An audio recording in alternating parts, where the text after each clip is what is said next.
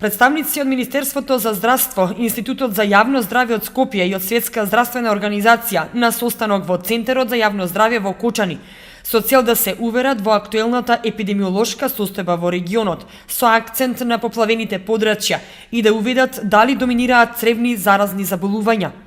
Стручни екипи од Центарот за јавно здравје се на терен и анализите од земените мостри на водата говорат дека населението претежно во поплавените региони треба да употребува безбедна вода за пиење, а тоа значи да не се користи водата од водоводот, туку исклучиво флаширана вода.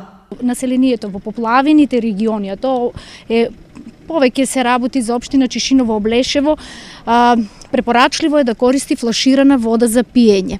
И исто така да се користи вода од цистерни. Значи рацете да се мијат со безбедна вода за пиење.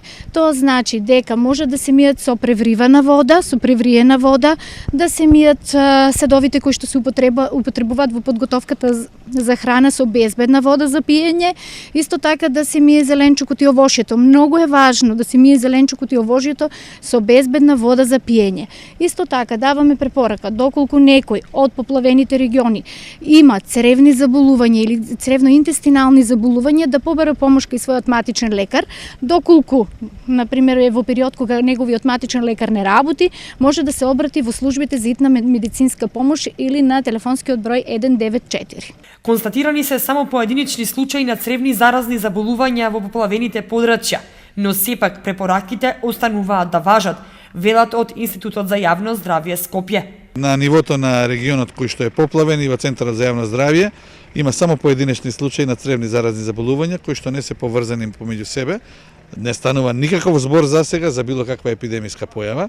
Понатака дадовме совети на колегите во Центарот за јавно здравје да внимаваат на периодот кој што следи заради инкубациониот период на одредени цревни заразни заболувања, пред се на алиментарните токсоинфекции, труењата со храна, салмонелозите и на она што може да следи како најлошо, а тоа е да се прелее епидемија на вирусен хепатит А, заради тоа што секој вид вирусен хепатит А следи поплава која што во еден одреден момент може да се јави во поголеми размери. Состојбата не е толку алармантна, нормално ние сме на штрек, што би рекли, и постојано нашите служби работат. Имаме засилено земење надзор над земење примероци на вода, постојано работат нашите колеги на терен.